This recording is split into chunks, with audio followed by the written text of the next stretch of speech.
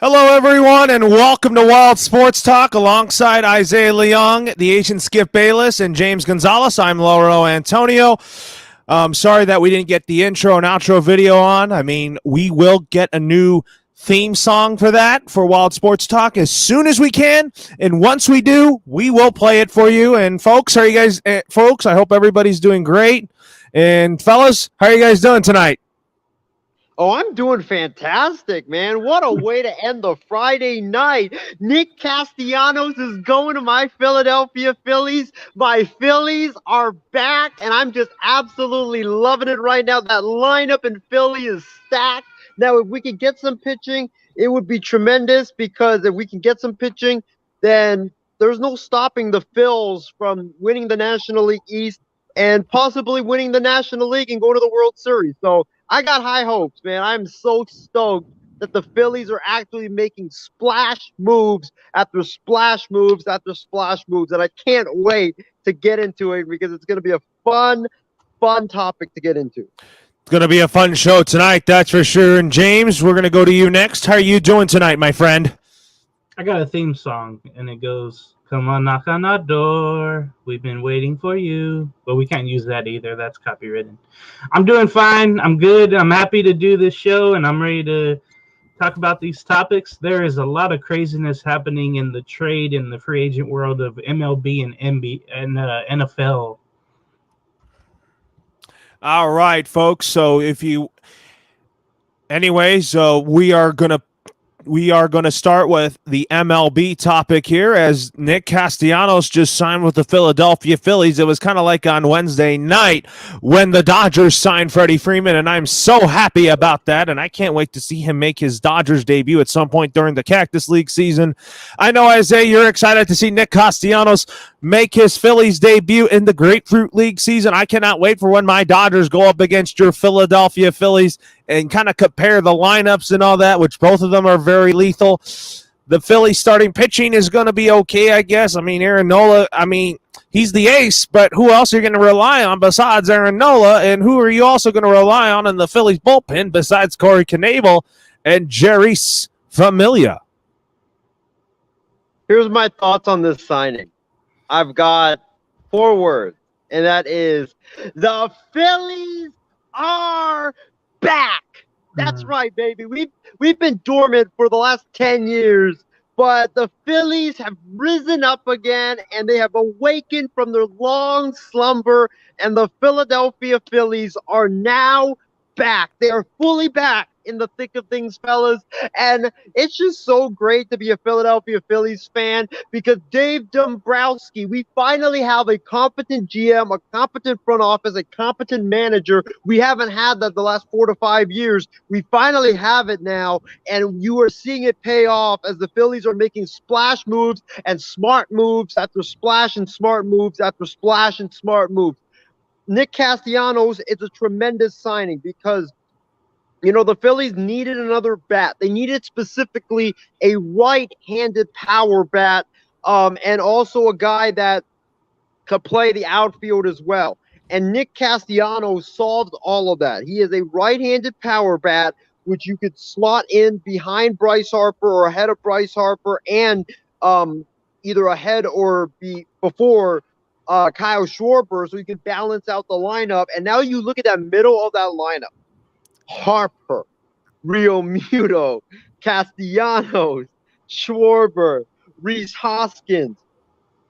If Didi Gregorius, who's a notorious power hitter, if he bounces back, Didi Gregorius, you can add him to the mix. That's like number 3 all the way to number 8 right there. And you're not counting in Gene Segura and potentially Alec Boehm if he bounces back. The Phillies potentially from 1 through 9 could have just a deep lineup. It's not up there with low rolls Dodgers just yet, but I probably say right now in terms of the best lineups in baseball, I would probably say the Phillies are either the 2nd or 3rd best lineup in the National League right now because you just look at that depth, you look at that power that they have in that starting lineup, and it's just absolutely lethal for the Phillies in their offense. I know the pitching, that's a big concern for me because like Lauro brought up earlier, who is going to be in that starting rotation. You have Nola, right? You have Wheeler. You can rely on them. Gibson is kind of 50-50 because Gibson last year had a career year, but he's only had one great year throughout his entire career. In fact, in the first half, he was amazing. He had like a 1.86 ERA, but in the second half of the season, he had a 4.44 ERA, and he went back to the Kyle Gibson of old. So who is the real Kyle Gibson that we're going to get? We don't know. So also, I want to point out here, I think that you're missing Ranger Suarez, who's a really good left-handed starter, but also Zach Eflin is kind of a guy that's very streaky. Yeah, Eflin is streaky. I don't think you can really count on him. Ranger Suarez is a good pitcher, tremendous left-hander, got lots of nasty stuff in his arsenal, but he's only done that for 1 year. I need to see him just keep doing it again and again and again before I can put some high expectations on him. So right now, when you look at it, you have basically two guys you can rely on, and that are your number one aces. And then you just have question marks with Gibson, with Suarez, with Eflin as well. And then obviously the main concern is the bullpen. You know, me and James and Laurel, we were talking about this before the show. The Phillies bullpen right now reminds me of the current Los Angeles Lakers, where you have a lot of big names, but a lot of those big names were big names from 3 to 4 years ago, like Corey Knebel, like Juris Familia, Jose Alvarado is another one. You also have Brad Hand. A lot of these guys were great 3 to 4 years ago. Right now, they're on the downside of their career. Are they going to continue to be on the downside of their career, or are they going to bounce back and go back to what they were 2 to 3 years ago? So we don't know. If the Phillies can get an established closer, I would be absolutely thrilled for it. And I think you should now, because you just spent over the CBT. You just spent more than the amount allotted for you to not pay the luxury tax. You're going to pay the luxury tax. If you're going to pay the luxury tax now, don't stop now. You might as well just keep spending, because you're going to pay the luxury tax anyway. So I want another closer. I want an established closer from the Philadelphia Phillies. I also want maybe one more starting pitcher. Could be a fourth or fifth starter. Who knows? But this is a great day to be a Phillies fan, because that lineup is absolutely stacked. And you had to do it if you were Dave Dombrowski and the Phillies front office, just because of what the Braves have done with getting Olsen and getting Kenley Jansen, which we'll talk about in a bit, and also the Mets with Scherzer and all the guys that they've gotten. You had to keep up in that arms race that right now is the National League East. And the Phillies did that. They answered the bell. Now it's time to go out and get yourself an established closer, and they'll definitely be in the thick of things there in the National League East race. James, I'll get to you on this next. What is your takeaways on the Philadelphia Phillies signing Nick Castellanos? I think they felt bad because they couldn't get Chris Bryant. He decided to go chase for the money, not so much for winning. But with Nick Castellanos going there to Philadelphia, it's what they needed. I think Philly fans went from being real low to, like this, sitting up in the chair like, okay, here we go. We're not we're playing for something. We're not just, having what we have and not, trying to win. We're going out of the realm here. We're trying to do something special. And Dave Dombrowski always does that. Wherever he goes, it seems like Dave always makes the right moves, or at least the winning moves, where you can be successful. Zach Wheeler also in that rotation. I'm looking for him to have a better season. This is definitely, going back to Castellanos, this is something the Phillies needed. They needed that left-handed, or that left fielder bat. That outfield is looking really good with Herrera, Harper, and now Castellanos. So that's a great outfield to go against the Phillies, or go against the Braves and the Mets. I don't think the other two teams in the division won't be anything, but it's a 3-team race now. It was just 2 before today, and everybody thought, I was thinking Mets over Braves, but Braves made their moves. Mets already made their moves, and now Philly has made their move, but hopefully they're not done. They maybe make a splash with their bullpen, a long reliever, maybe for a third baseman. If one doesn't work out, they already have. They can go out and trade for one. Put some of those bullpen guys together and make a trade. So I'm really intrigued with those three teams in the National League East now. Anyways, folks, with that being said, let's go to our comment section here. Christy Wilson chimes in, and she also says hello. And she also says, word of warning here. These splashy moves by the Philadelphia Phillies might not work out. Just saying. She's definitely right about that. And then our friends from the Intergalactic Sports and Entertainment Network says, what's up, y'all? And they also said, our partners, Isaiah Leong, you've been watched. I think that's Callan is saying that, but I am hoping that tonight he does not come on to roast Isaiah Leong about his Philadelphia Phillies takes, because Callan McClurg, he doesn't roast me. He only roasts Isaiah. He should. Callan, we're getting Tatis Jr. too. He probably won't like that. Tatis Jr. is going to be out for quite a while here, and we want to welcome Ben Kirst to the program here. And Ben, welcome to Wild Sports Talk, and give us your thoughts here on Nick Castellanos signing with the Philadelphia Phillies. And Ben, Isaiah is a Phillies and A's fan, though. All right, so which team does he have to choose? He has two choices, I guess. I guess he likes both. Yeah, so it just feels like the MLB frenzy has just been crazy. My guy, Trevor Story, please come to Boston. I'm campaigning that on the air as of right now. I just would hope that he is coming to Boston, even though the Texas seems to be absolutely just coming behind our backs, which I don't know why Texas needs them for their outfield, but that's another story for another day. But Castellanos for the Phillies is a great pickup for them. He solidifies just another great bat into their lineup, which also, too, they bring in a former Red Sox and Kyle Schwarber, who I miss very dearly because he was there last year, and he just fit the mold very easily. Had some big hits. The grand slam against the Astros in Game 3, I was jumping up and down, screaming at the wall, screaming at the TV, screaming at my dad. Something was special with that Red Sox team before they kind of just fell down. Offensively, they just kind of just turned things out. But the 2021 Red Sox is another story for another day because a lot of people had no faith, no expectations for this team, and they went as far as they could. But Kyle Schwarber was a huge reason why, and now he's with the Phillies. The only downside I see with the Phillies is their defense. Kyle Schwarber and Nick Castellanos aren't very good particular defenders. I guess you can see in a way a lot of Twitter, I guess you say criticism in terms of, a great lineup.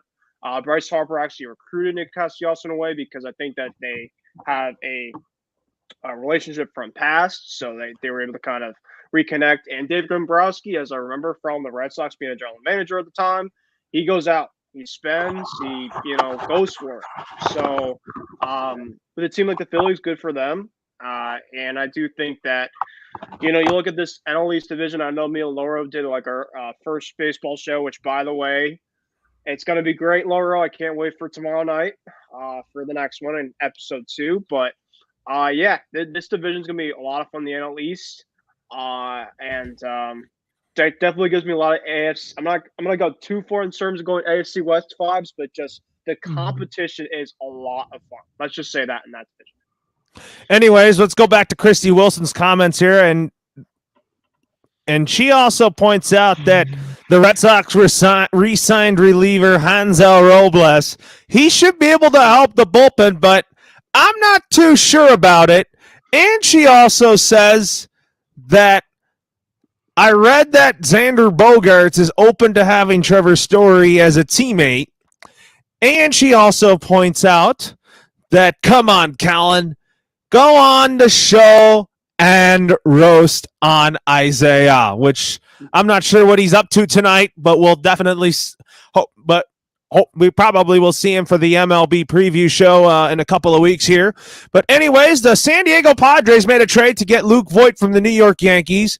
Probably will be the primary DH since Eric Hosmer's at first. You have Cronenworth at second, and then you got Tatis at short when healthy.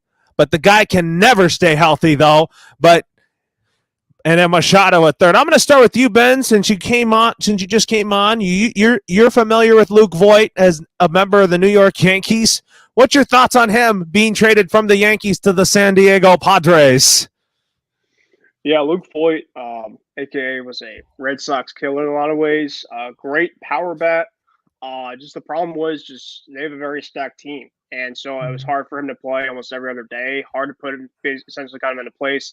He played some first year in there, but outside of that, a lot of DH.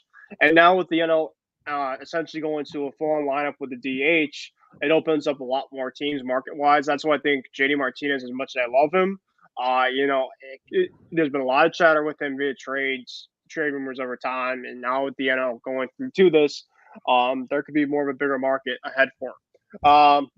But yeah, I think that this is a win-win trade. The Padres get a power bat. I do think I don't know if Eric Hosmer is solidified as their first baseman. I've heard some chatter out there. I'm not sure if he's going to stay. I probably will at this point, but between him and Will Myers, there's been chatter about those two guys possibly being on the trading block, or at least hearing some offers. And I don't know, maybe they're trying to just shed some salary, but I do think that the Luke Voit situation is a good one for them. It gives them a power bat and a very good team for San Diego. You have Cronenworth, you have Tatis, who, by the way, is going to be out for, I think, a month or two with his motorcycle. Or, yeah, that's three. James has three, thank you. But, yeah, I think that this team is going to still be a lot of fun. As they say, Slam Diego. Hopefully that they can keep that going. They probably will keep that going here. Isaiah, I'm going to go to you next. What's your thoughts on Luke Voit being traded from the Bronx now to playing in America's finest city in San Diego?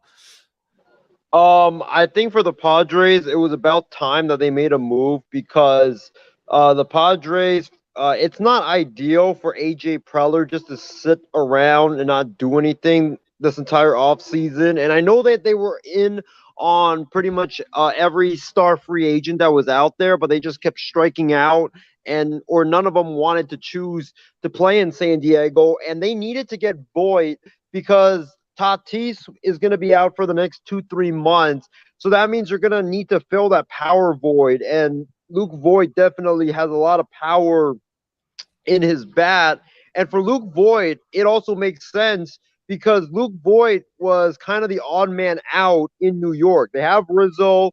They have other guys there. He just wasn't going to get an opportunity to play every day. He probably would have been relegated to the bench. So for the Yankees, they had to dump him just because he just wasn't going to be playing every day.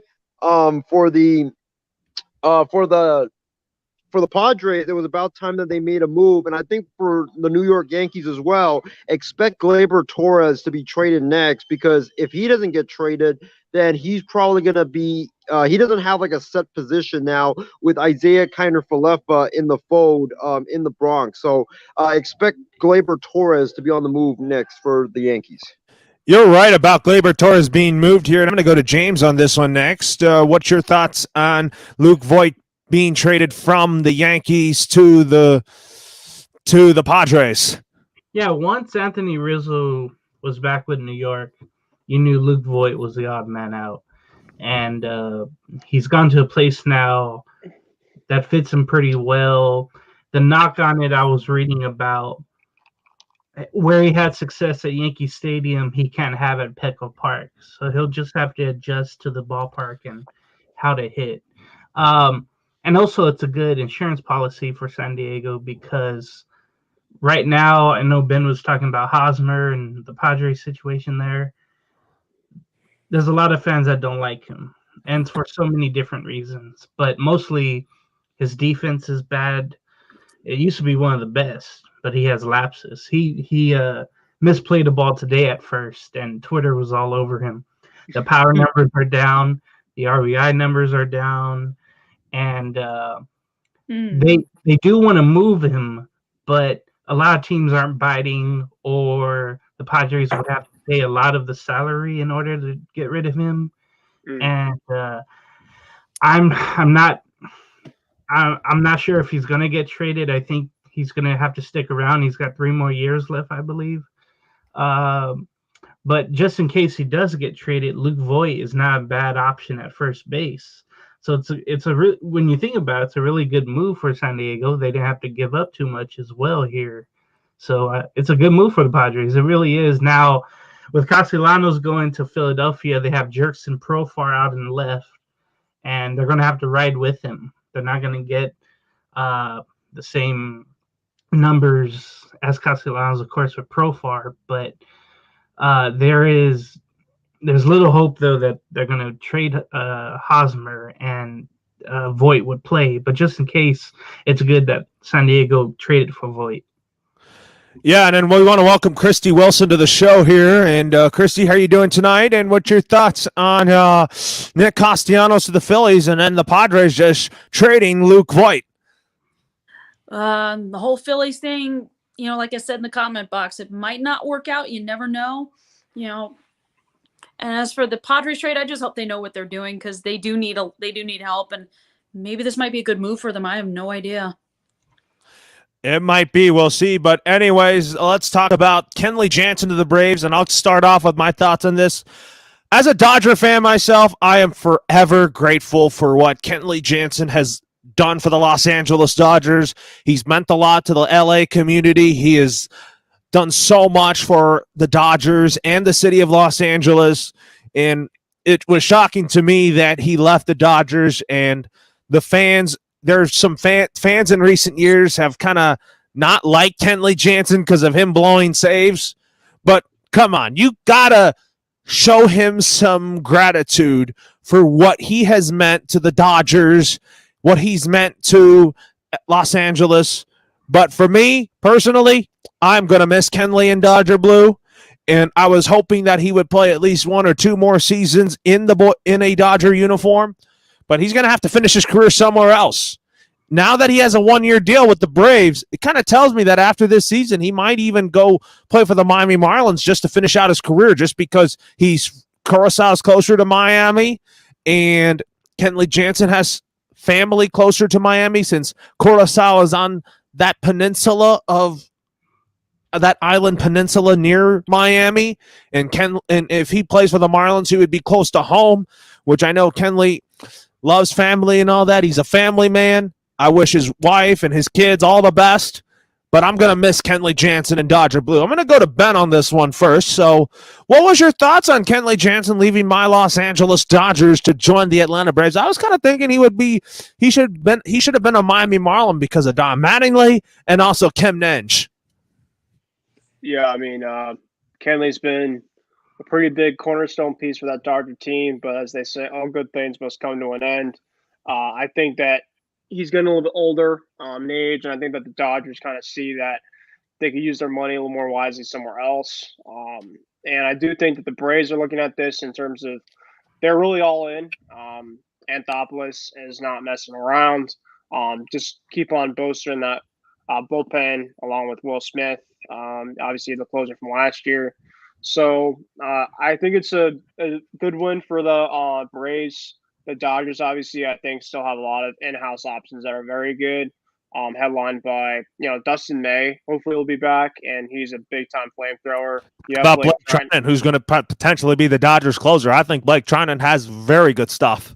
Yeah, So, I mean, you look at it, and, they had a hard time kind of solidifying Kenley's role last year. Even with the Dodgers, they tried to put him in the 9th inning. He struggled a lot, as Larry was saying, in blowing saves. They put him in the 8th inning. Just never felt like there was a consistency with him. I think that the Dodgers kind of saw this as a way, hey, maybe it's best we move on and see if there's anybody that maybe can get back for himself and just move on. And I think that, as they say, it ran its course, but, I think they want to change. They do. And also that move means that now that Kenley is now an Atlanta Brave, he gets to reunite with one of the people, that was born in the same country as Kenley Jansen and Curaçao, and that's Ozzy Albies. So he and Kenley Jansen have officially reunited, and they're now called the boys from Curaçao are now together. That's what I say now that Ozzy Albies and Kenley Jansen are now teammates. They're now the boys of Curaçao. And James, what is your thoughts on Kenley Jansen leaving the Dodgers to join the Atlanta Braves? I'm gonna miss him, blowing saves for LA and the fans cheering on him. Of course. I'm gonna miss that because that was the funnest times. And it happened recently, not Right. he at one time he was like the shutdown closer. His slider was second best to Mariano Rivera. And it was really great to see, honestly. Even from the other side of town, I definitely respected Kenley Jansen, and I hope he does well with the Braves. See, these are the kind of moves that organizations have to make that the fans are going to hate, but it's good for the business. It's good for things. And so I'm very happy that that they win a certain way, because it freed up something that they're going to do later. And if they have any trouble, they can always go out and trade for a closer if they need one. So they have enough prospects. They have enough assets to move.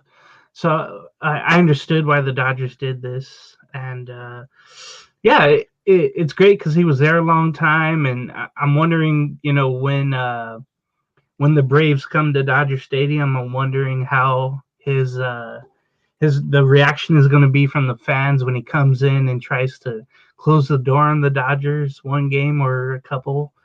I'm interested to see the cheers at first, and they play California Love. Oh, man. And after that, it's total boos or cheers if he gives up the save, if he blows the save. So I'm interested to see whenever they come to LA. Well, I'll tell you. I mean, I think that I definitely, as a fan myself, I would want to go see a Dodgers-Braves game selfishly just because I want to see Freddie Freeman go up against his old team. I want to see if Kenley Jansen's going to play against us. I kind of want to see that, but there's a list of games that I definitely want to be at this season. Isaiah, I'm going to go to you. I mean, if you could hear us here, what's your thoughts on Kenley Jansen going to the Atlanta Braves and leaving the Los Angeles Dodgers?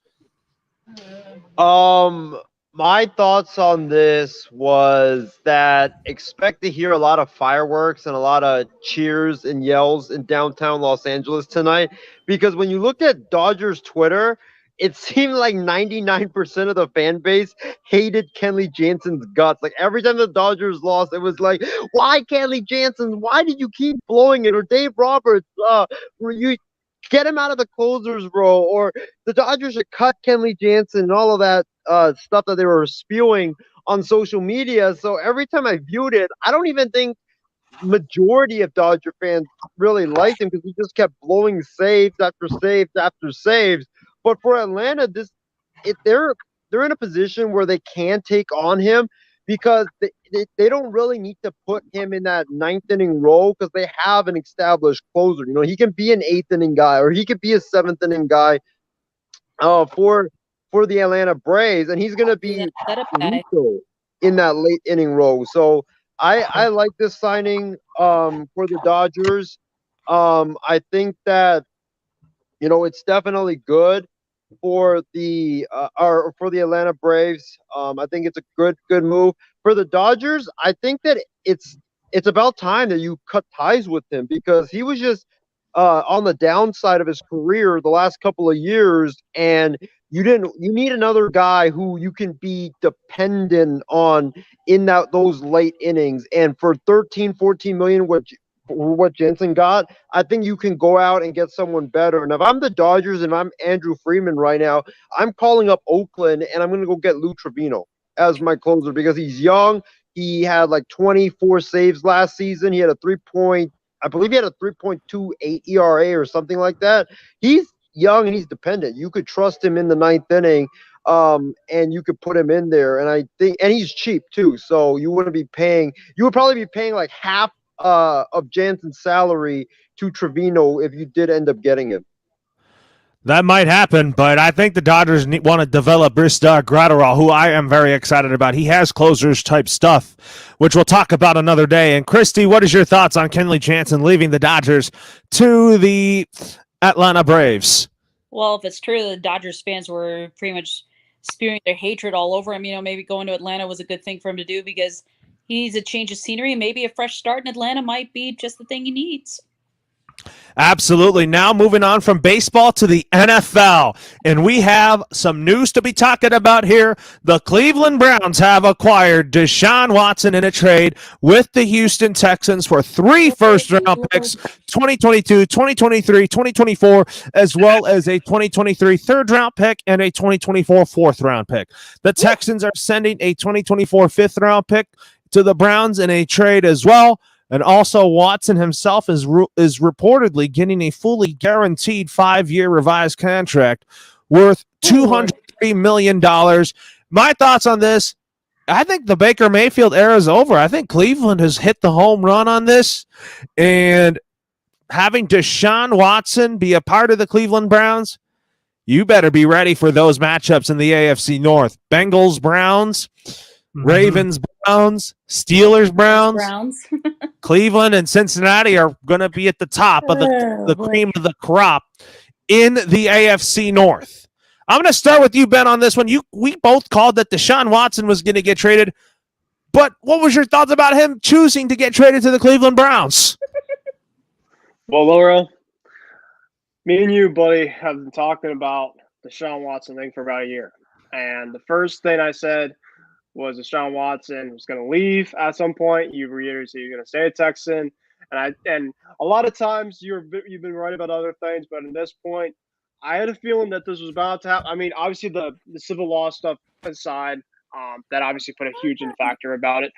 But man, I got out of work today and I saw this, and I was like, okay, so Watson was up to either the Saints or up to, because Carolina and Browns are out of the sweepstakes. So I said, okay, the Saints or the Falcons. And oh, by the way, the Falcons just blew another 20-3 lead. They were in the running for him. Pun intended, Falcon fans. Sorry, if there's anybody here, I'm sorry. I had to go there. Don't apologize for that. Please don't. But Don't be anyway, sorry. The sweepstakes really just was this huge 180, and I think the Baker Mayfield news was a huge factor into this in a way, because it's a spiraling effect now, because the Falcons essentially were going to be his team, right? And there was a report from Schefter saying there's going to be a 4-day window to restructure Matt Ryan's contract. And it looked like, in my mind, that was the case to go. Was Deshaun was going to go back essentially home, I think, or Georgia. He, talked to a bunch of people, not even from the Falcons organization, but just Atlanta. And this is a home run swing for the Browns. Obviously, it comes with a cost, but when you see Deshaun Watson on the field play, there's something about him. It's just special. He has a special talent. He's up there, and I'm not saying he's up there with Mahomes, but he's up there in that category. He put just the plethora of AFC weapons. The West is going to be absolutely loaded. Just the quarterback is going to be loaded, more than ever. So part of me is just like, I just, as a Patriot fan, just maybe want to see Watson maybe go somewhere else different in the NFC, maybe a little more competitive. But I kind of like this now. I kind of like to see this, like, wow, just the amount of matches are going to be prime time that need to happen. This is going to be great. Now, the haul that the Texans gave up, man, they were ready to get him out the window. You give up all those high picks in the way, you're just like, yep, we're going to start from rebuilding. And this was inevitable for a long period of time, guys. It has happened. And crazy still to think now, Deshaun Watson, well, hopefully he'll not get suspended. Per the reports that maybe he might be suspended for a couple games, so he might not start right away. He'll probably be right starting week 1. Obviously, and the Baker Mayfield era in Cleveland is officially over. I agree, Floro, it is done. Now the Browns have to find a way to find a trade partner. And by the way, I'll talk about my trade partner, but there's a hint. I think that Indy's going to be the team. So. It might be the Indianapolis Colts, and we want to welcome John Alcorn to the show. Surprise appearance there. And what is your thoughts on Deshaun Watson being traded from Houston to Cleveland. Well, crap.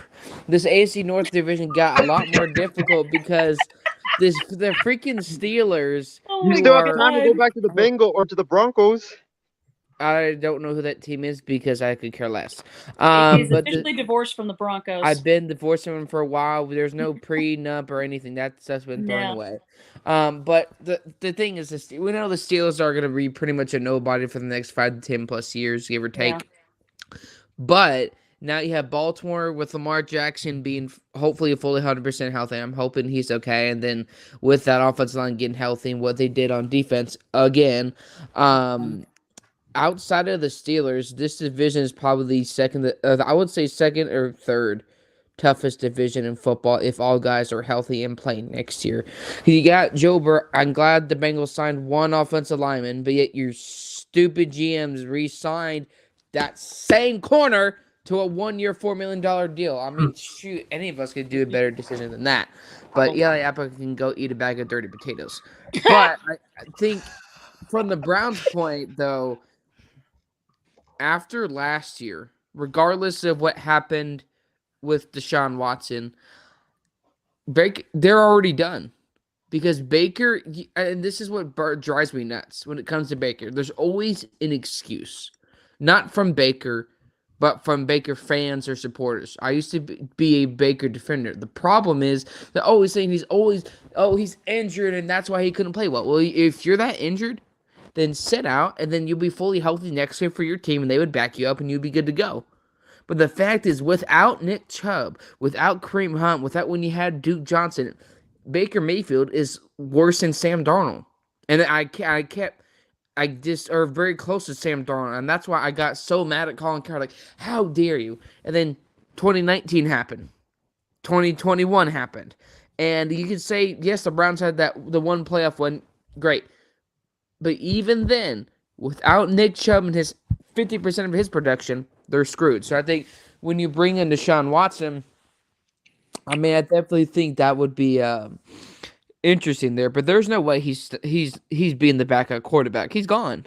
Like, there's no way you either somehow the Browns is too stupid to think that, oh, we'll sign a new quarterback and somehow this is going to help our trade value for Baker Mayfield. A guy in this last year of his contract who can't put the team on his back when it matters and has to have a strong running game. And when that disappears, he disappears as a quarterback. So I definitely think that was a surprise he went to the Browns. I'd probably nearly hit a couple of traffic cones on the way in the work parking lot headed into work today for who I work for. And so I was like, there's no way. 5 years, 230, but we'll see. But Baker's done in Cleveland, and Cleveland continues to do Cleveland things. Absolutely. And then I'm going to go to Christy on this. What is your thoughts on Deshaun Watson going to the Cleveland Browns? Well, I was hearing about this all this afternoon, watching on the NFL Network. And I'm like, really? Are you serious? He's going to the Browns? What? And then it turns out to be true. And then, he's got all those civil lawsuits against him for all the crazy stuff he was doing, and it might lead to him getting suspended. I don't really know. But I don't know. Baker Mayfield is gone. He's a troublemaker, antagonist. I can think of all kinds of horrible things to call him. I've never really liked him, to be honest. So just time for him to move on and let Deshaun Watson step in and do his thing. And here's the thing, I think, though, Chris Jepez, I don't think as many people, maybe outside of yourself, maybe would have an issue with him as a personality, because I've never had that issue. If you're winning, Right. If you're winning, this wouldn't be a problem. Like, I've had an issue, but everybody has a different perception. That's okay. But I think if they're winning, despite this, I don't think Baker has an issue with Cleveland. I don't think Cleveland has an issue with Baker. But if you're not winning, like Shannon Sharp says, even though I disagree with most of his takes, Right. if you're winning, like they talked about when Dwayne Haskins went to the Steelers, then they'll put up with a lot. But the fact is, they weren't winning. You were a team that literally made Big Ben almost want to retire, to now a team that you're literally in a lottery pick, and a year later, that's absolutely unacceptable. Exactly. What about you, James? I mean, do you have any takeaways on what you think about Deshaun Watson going to Cleveland, and does this make them contenders? What is life anymore? Anybody can go anywhere now. It's ridiculous, man. I'm like, okay, he's definitely going to the Panthers. Okay, he's definitely going to the Saints. He wants to go to Cleveland. Who wants to go to Cleveland? Who picks Cleveland? But that's great though. I'm happy for him. I'm happy for Cleveland that somebody wants to go there. You know, everybody says, "Oh, Joakim Noah said, who likes Cleveland? You like Cleveland?"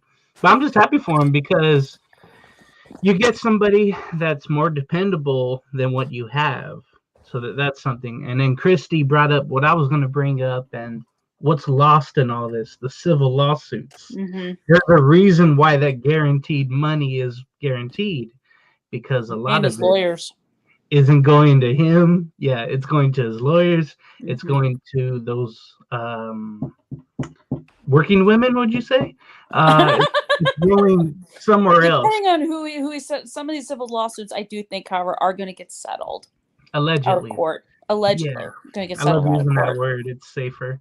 Mhm. And then I guess what everybody else didn't talk about was what the Texans got back. They got back a Herschel Walker kind of a deal, but more Great train robbery.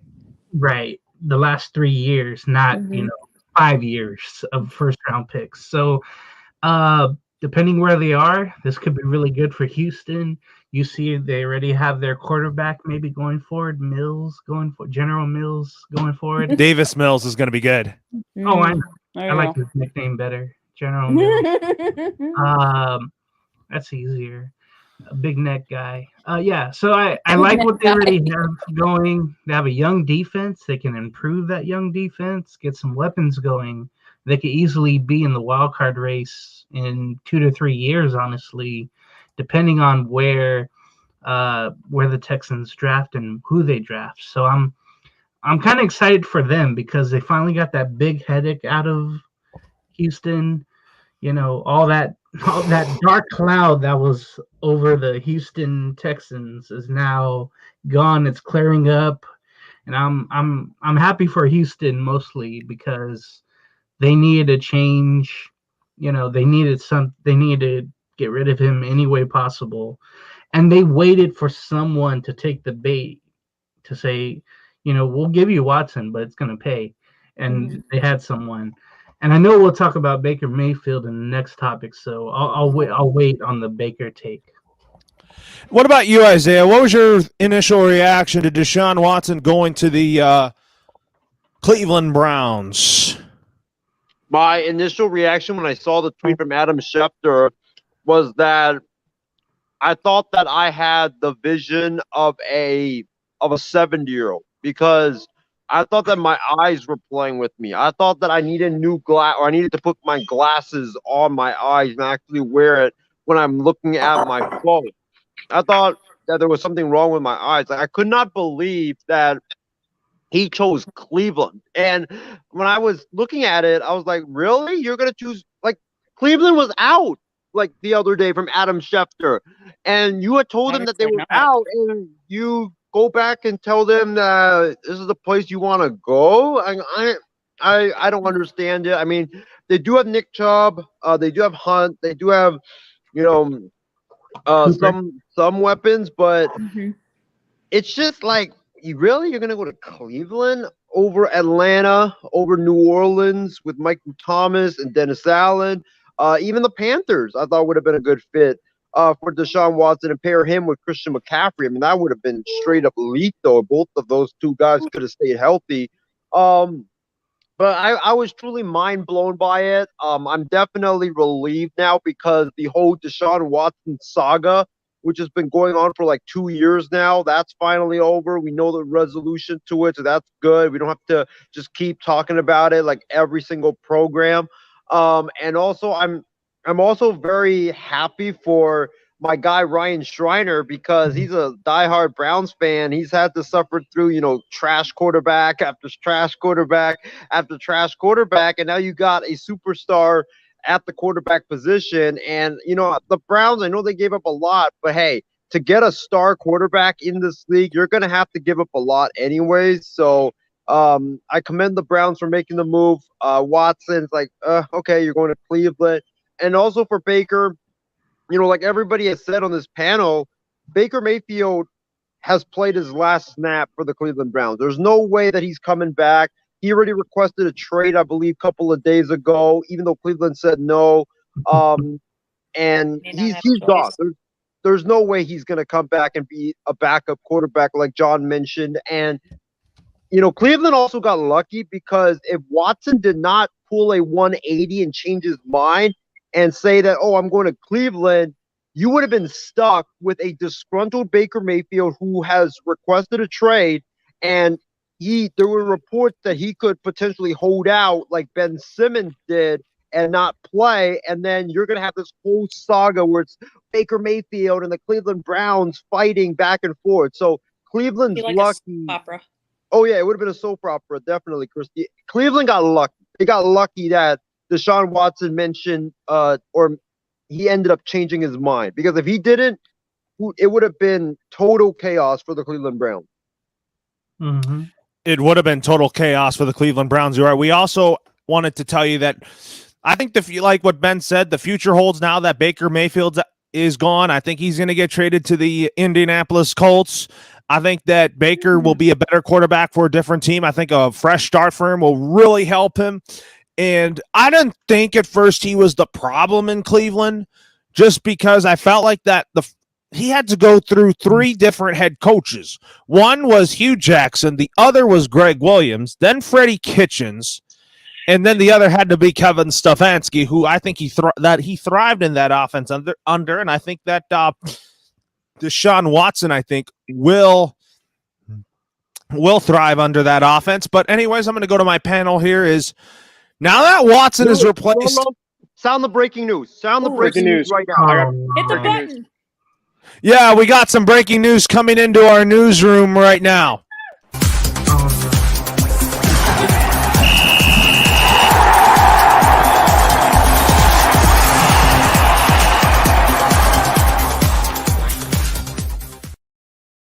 Ben, take it away as I'm just totally shocked right now. Go ahead.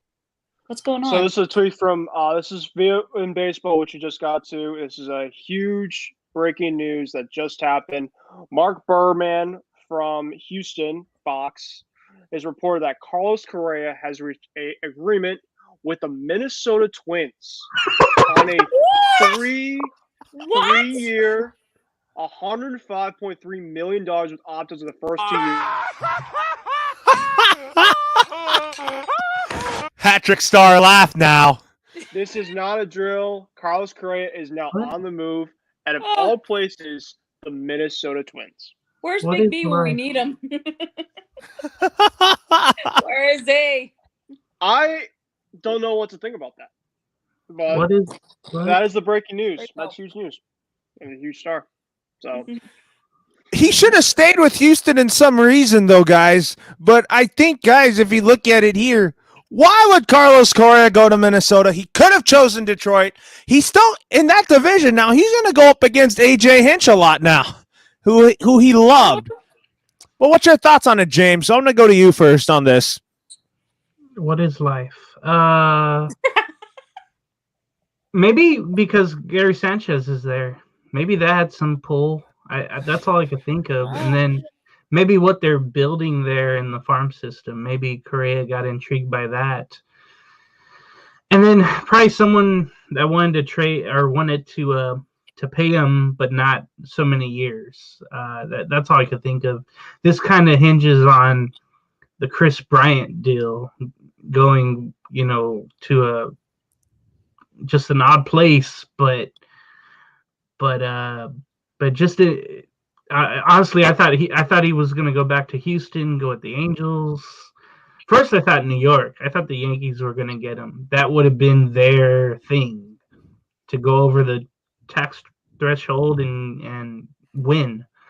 But man, it shows like, hey, all these places, you don't have to play in a big market to get your money. You can go anywhere you want to get your money. That's what this shows. Mm-hmm. What about you, Isaiah? What's your thoughts on Carlos Correa being a Minnesota Twin? And speaking of him, the Dodgers actually played the Twins this year. The first two will be in Minnesota, and then the last two will be at Dodger Stadium. So Dodger fans will still get an opportunity to boo Carlos Correa. Well, before I give my thoughts, here's some information about the deal. Correa received a 3-year, $105 million contract, and there is an opt-out for, I believe, the final 2 seasons, so he can be a free agent after this upcoming season. So it's basically like a 1-year, $30-some million contract for Carlos Correa to play this season out, which for me it's shocking because I did not think that he would take a 1-year deal. I thought that if he was gonna go for the money, it would be to Baltimore, because apparently Baltimore was offering him like 10 years and 300 something million. But this is absolutely insane. Like, I know that Martin Maldonado posted on Twitter a very cryptic tweet a couple hours ago, and he said, like, I tried everybody, I'm sorry, with crying face emojis. And I kind of read a little bit into it. I was like, okay, you've been hanging out with Correa at your house for the last week, so this might have something to do with Correa, but I didn't think that it was actually going to come down like just this instant. I thought if he was actually going to leave Houston, it was to Baltimore. But man, what a shocker. Like, what an absolute shocker that Minnesota got him. It's crazy. You know, the Minnesota Twins, they were making moves to win, but then you see them trading away all their players, so you don't know what direction they were really going. And now you see this move. It just complicates things even more, because so now you're trying to win now, I guess. Like, what are you really trying to do? Yeah, this is definitely a complicated situation here. And Christy, what are your thoughts on Carlos Correa going to the Minnesota Twins? Like, what? Mm-hmm. That's it. That's it. Mind blown. That's it. I do not get it whatsoever. It's like, why are you going when you're only going to probably be there for just 1 season? It just doesn't make any sense. Yeah, it doesn't make sense here. But anyways, let's go back to the NFL here. Is that Laura, you want me to react? Yeah, I was going to ask you. You already made your reaction on that, Ben. So we talked about the future of Baker Mayfield now that Watson is in Cleveland. I think that he's going to be a Colt. We kind of talked about that. Some of our panel said that. And also, I think Baker will be better off for a different team. And I didn't think he was the problem in Cleveland. What do you guys think? Do you think he was the problem? No. Who are you going to? This question's for everybody here. I don't think he was the problem in Cleveland. I think he was part of the problem, not the problem in Cleveland. Mm-hmm. I mean, he had his issues and he had injuries and stuff that really limited his effectiveness, but he wasn't the main problem in Cleveland. What about you, Ben and James? Do you think he was the problem in Cleveland? You talking Baker? Yeah, I'm referring to Baker Mayfield. I think, there was antics to show that he had some problems there. I think that this is a make or break type year for Baker regardless now, but that was going to be with the Browns. Now you get this. It's interesting, right? Because the Chris Mortensen report, and I know that we didn't really talk about it, they said that they wanted to get a more mature, older quarterback, and you just got it. He's added Deshaun Watson, who off the field, we know the antics that he had. So it's just like, did you really actually? Did you? But yeah, as I feel what James is trying to get to. But yeah, no. Oh, jeez. Yeah. Yikes. Baker definitely ran his course. And Lower, actually, too, I know from our predictions, for NFL free agency, I actually predicted Baker on the move, actually the Vikings. I don't think that's going to happen anymore because Kirk Cousins is going to sign his 1-year deal. But I didn't think Baker was actually going to leave after kind of seeing the last couple of weeks. But now this is happening, he is for sure out. I think the two possibility now destinations for him are, I think the front runner is the Colts. I think that Matt Ryan is also a possible viable option. the more and more I think about Jimmy G, I just don't think there's much of a market for him. I don't really know if anybody really wants to take Jimmy G. Because I feel like at this point in time, somebody would have taken with all the craziness that has happened. I feel like Jimmy G would be on the move some more. I personally think the two dominoes now in the quarterback room, Baker Mayfield is going to be the last one, really, for sure. And then Matt Ryan will have to see if he wants to move out. I personally think that Matt Ryan should find somewhere. I think he still has a lot of good football. And I don't know. Atlanta's just a place right now where they can just move on, get a young quarterback, and kind of start from scratch. Anyways, what's your reaction on this, James? On I think that see, yeah, Baker was himself, but somebody mentioned the coaches that he had all there, the owner that is still there, the bad seasons they went through, the one good one, and the pressure of winning as Cleveland's main dish there in sports is very tough. Being a Browns fan is tough. Being a Browns player, Harder. doing the Browns, it's just heartache. It's all depression, and you want to win no matter what. And yeah, I think there's blame on both sides when it comes to Baker Mayfield. And now where he's going to go is up in the air, honestly. And Seattle. See, I was thinking Seattle because So I don't know if we believe in Drew Lock. I think that'd be a great quarterback competition there. Yeah. It could be where neither guy is really good, and that would be more juicier. They'd have to pick the lesser of two evils there. Yeah.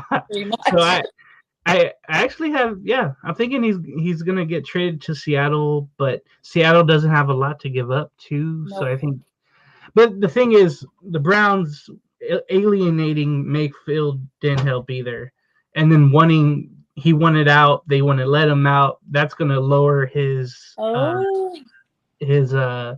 capital there. So wherever he's gonna go, you're not gonna get much for him. You might get the highest, maybe the ceiling is maybe a third rounder, fourth rounder. Because I think Seattle did give up a good amount when they traded Russell Wilson to the Broncos. Right. Yeah.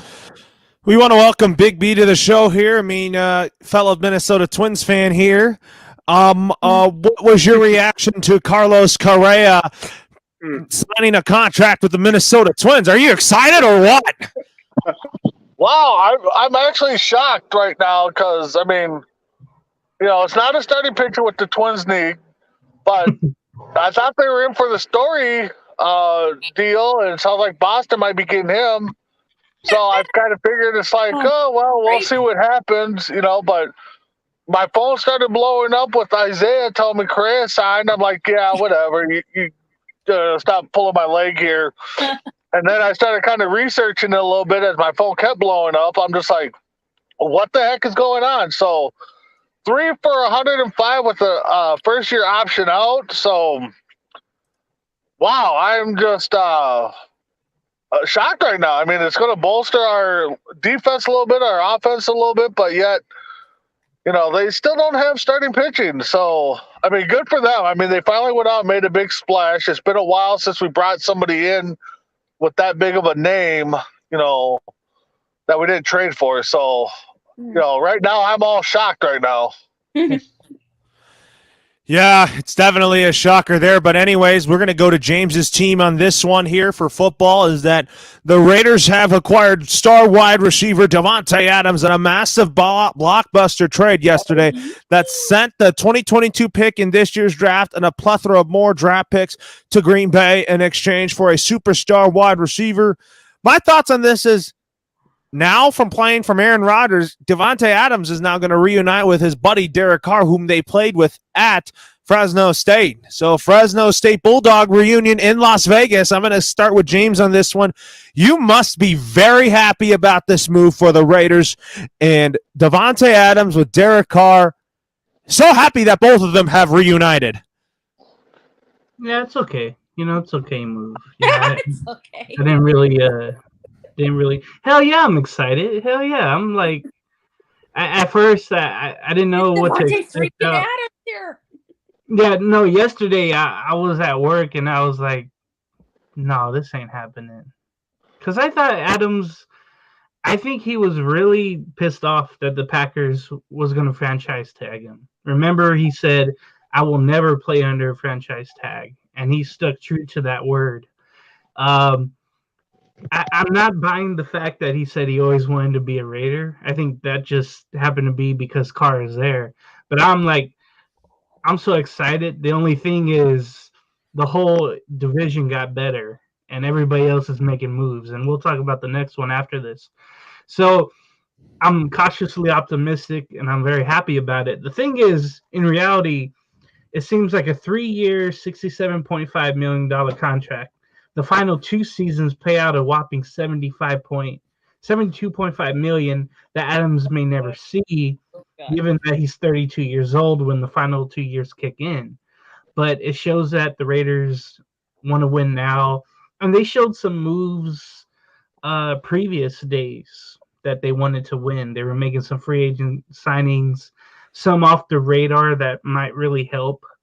I'm still wishing that the defense gets a little better into a new scheme as well with Graham coming in. So I'm cautiously optimistic. I'm very happy. I hated sports the last week or two because all my teams were not making moves. The Angels made some bullpen moves, and the Raiders finally got that big play target that they needed. So I'm happy, but I'm optimistic because everybody else got better in the division. But I'm happy to be in the thick of things.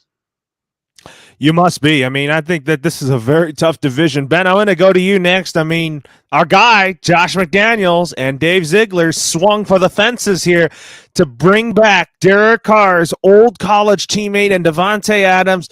And you know that by making this move, the Raiders, they are still committed to Derek Carr with this move.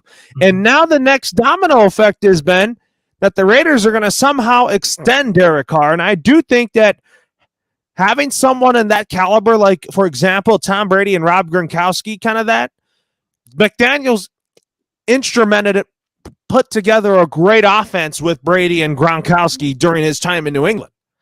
Now that he's in Las Vegas, he has Carr, and then Dave Ziegler hit a home run there to get Davante Adams. What are your overall thoughts on this? As you know, Vegas is a big market, and since the new regime came in, I think both of them have done a great job, and kudos to Dave Ziegler for making this big move, and I applaud him for this.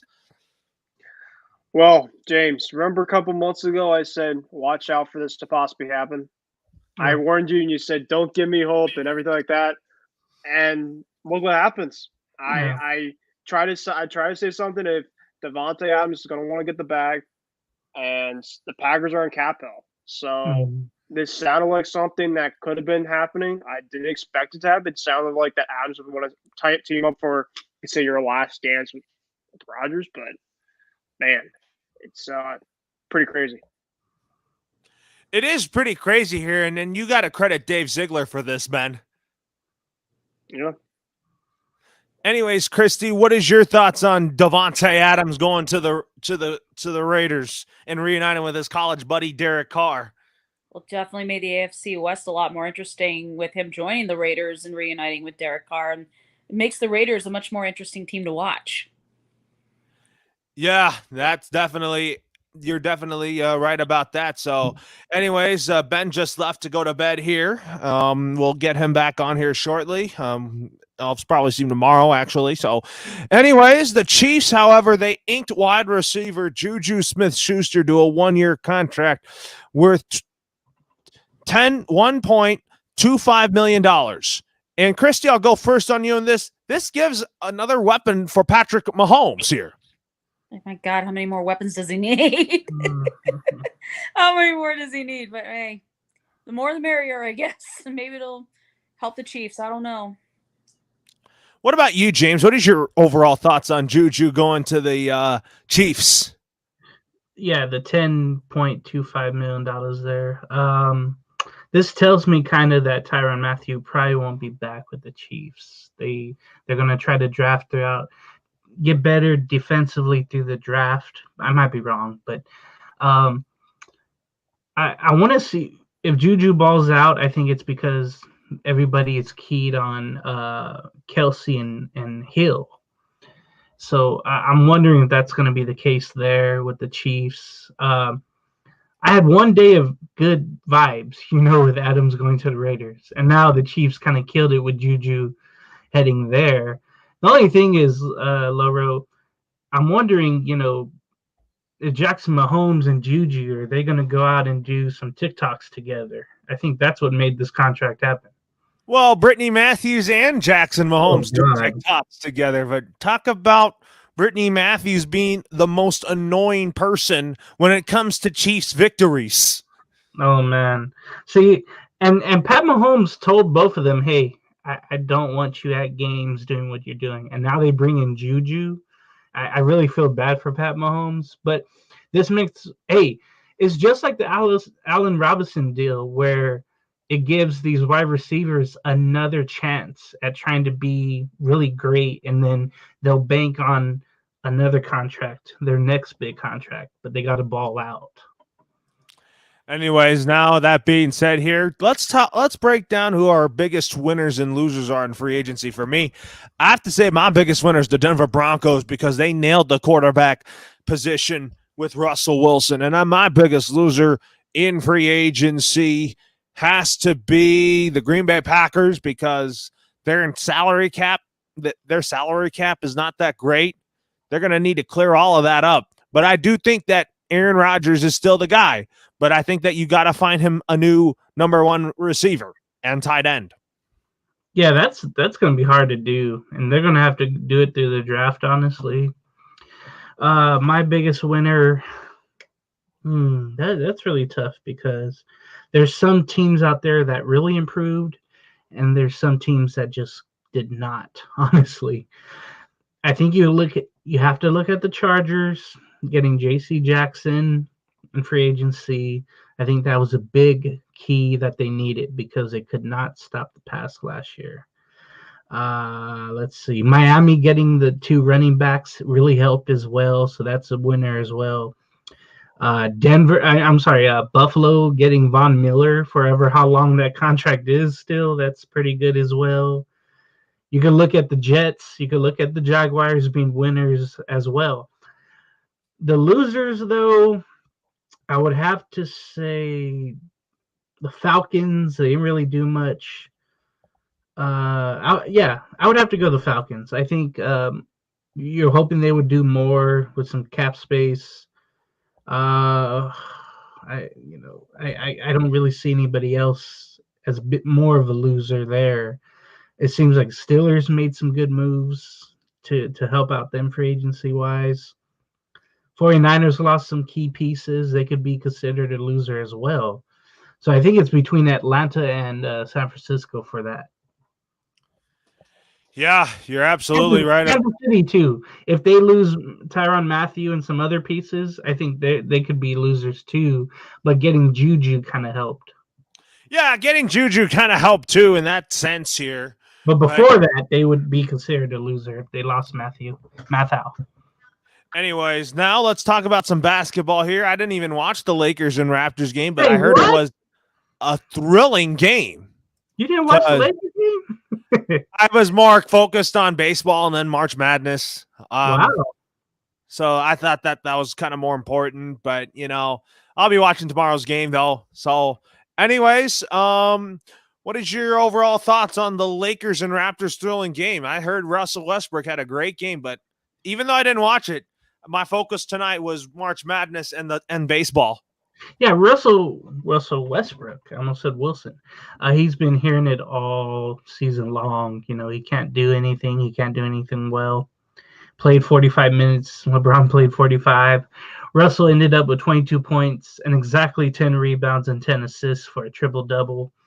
It seems like he always tries to get that, but in LA it's kind of harder because someone else wants to get a triple-double that's named LeBron James. But it was good because Russell hit a buzzer beater to force the game to overtime, and the Lakers outscored Toronto 12-7. They get revenge. If you recall, last Monday, I believe it was, the Lakers were blowing out the Crypto.com arena by almost 30 points or 20 points, whatever it was at one point. Lakers win 128, 123. So they get some good revenge. They stay in that ninth spot where I think they'll stay. I think the positive point too, Wyndon Gabriel balled out. He had 17 points inside. Dwight had only 7. It seems like Gabriel is taking over Howard's spot possibly. Austin Reeves had 10. And look who showed up. Avery Bradley had 14 points. And that was odd to me. Scotty Barnes continuing his great rookie season for Toronto had 31. Gary Trent Jr. with his 3-pointers had 23 points. Van Fleet with 20. Siakam had 17 points as well. But it wasn't enough. The Lakers won, and they really needed this win, honestly. They definitely did need this win. You're absolutely right about that. But what was your thoughts on Suns and Bulls? Yeah, this was definitely a heated matchup. I really wanted to see that. Though the Bulls did not get too much contributions from their stars. DeRozan had 19, Vucevic 16, Levine 12. Kobe White, though, had 14. That was interesting to see. And then Tristan Thompson had 11 points out of nowhere. That was amazing to me. The Phoenix Suns, though, they had 1, 2, 3, 4, 5, 6, 7 players in double-digit scoring, and that really helps. They were led by Devin Booker at 28 and with 28, Aiden with 20, Bridges with 11, Payne coming back from injury, who's going to be a key factor with Chris Paul being out to the playoffs. Schmidt with 14, Craig with 14 as well. JaVale McGee had 12 points. I was shocked by that. And Mikal Bridges, who's very key to their roster, had 11. So it seems like the Suns tonight just had the Bulls' number at home, and it was a very good win for Phoenix as they hold that top spot. And then talk about Steph Curry out and definitely the sprained foot. I think that's a big blow for the Warriors, but hey, you don't need him until the playoffs. I think that's probably the best thing for the Warriors to do is to make sure that he heals up in time for a playoff run. Yeah, when the injury first occurred, when an athlete goes down like that, you want to make sure nothing is broken first, which would definitely be a season-ending injury, and he'd be down to the playoffs. I think his best worst-case scenario is 3 months to 6 months, and then that would mean he'd be out for the whole season. But the fact is that X-ray showed that nothing is fractured, so I guess that's the great news. But you don't want to rush him back. So it's very tough. And then I know Ben was here and they were playing his Celtics, and I didn't think it was a dirty play by Marcus Smart. You know he's gonna hustle everywhere. I know he had the kung fu kick on, I believe it was Klay Thompson during that game as well. But I didn't think it was a dirty play, honestly. Laurel, I want your opinion on that play. Do you think it was a dirty play by Marcus Smart? Didn't really see it. I mean, I didn't have any comment on that. Yeah, he went on he went for a loose ball, and he got under Curry's leg, but it seemed like Smart, he's always hustling. You know that about Celtic games, and Smart's everywhere. And he does certain things that will alienate the opponent. And it seemed like he looked and then went for the ball, but I don't think he was trying to intentionally hurt Stephen Curry. Yeah, he wasn't intentionally trying to hurt Stephen Curry on that. But anyways, with that being said here, let's talk about some March Madness here. One of my biggest takeaways that I had in the NCAA tournament in the first round so far is that St. Peter's beat Kentucky. I actually had Kentucky going all the way to the Final Four and playing Duke, but I have Duke winning it all, though. But at the same time, there's been a lot of crazy upsets here, James. Yeah, unfortunately, we're going to get Duke and Michigan State on Sunday. I don't think for those blue schools, I didn't want to see them go head-to-head, those coaches. respect them, but I think they just went too much. Anyway, my biggest takeaway from March Madness so far are the schools that are highly seeded, but they're not ready for the big time. So my Trojans lost today to Miami. They could not score inside, and they had Mobley, but Miami went small ball, and it worked out for them. UConn, I thought, was going to win. Kentucky, Iowa, Colorado State, Alabama, LSU. Even though LSU was going through what they were going through with an intern coach coming in, and they're going to have a new one probably. It's going to be tough for them going forward. But all those schools I mentioned, they went out first round, and some of them were slated, like Kentucky, like you mentioned, Iowa. They were all slated to go deep in the tournament, and now they're out. So, I'm very disappointed in USC. But the way that they ended the season, you could kind of see this coming, and I'm just disappointed in the Trojans, honestly. Yeah, I mean, I am pretty disappointed. I mean, this was a really good season for that. But anyways, with that being said, here now we'll talk about our top 5 center fielders. Let me pull up that list here, please, and let me tell you who are my top 5 center fielders here. So we had, for me, it's Mike Trout, Cody Bellinger, Ronald Acuna Jr., Brian Reynolds, and Ian Happ. And what about you, James? Now, is Aaron Judge a center fielder or a right fielder? Right fielder. Okay, they have him here as center field. So maybe he moved positions and we didn't know about it. So if that's the case, number 5, Luis Robert from the White Sox. Number 4 is Aaron Judge. Now, did you realize, Laurel, he did not get the vaccine, so he's not allowed to play for the Yankees in New York. That's interesting. Cal Tucker of Houston is my number 3. Mookie Betts, number 2 of your Los Angeles Dodgers. And number 1, Mike Trout. Hopefully he's healthy, though, of the Angels. Yeah, hopefully he is healthy. And anyways, folks, Isaiah would give me his, but unfortunately he hasn't joined us yet. But we're going to end the show right now. But this has been a great show, fellas. And it's time for some final thoughts.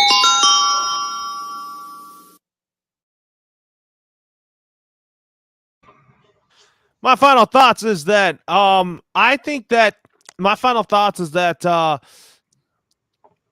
thought it was a great show, and thanks to everybody that tuned in. And James, what are your final thoughts? My final thought is a very sad one today. John Clayton passed away today. He was part of ESPN reporting. He was always I know a lot of people didn't like him. They thought he was corny. He was nerdy. But he was one of my favorite people when I was watching ESPN the last couple of decades. John Clayton, rest in peace. He's now another one of those voices that's gone now that I grew up, watching. The Professor was his nickname. So I'm going to definitely miss John Clayton right there of ESPN and Seattle native. Yeah, I'm going to miss him too. He was a great insider. He was a legend. He was a professor. And anyways, with that being said, that will do it for Wild Sports Talk. Our next show will be on Monday. Tune in for a new episode of Wild Sports Talk. For James Gonzalez, Isaiah Leong, Ben Kurse, Low Rose signing off for now. Have a great rest of your evening, everyone.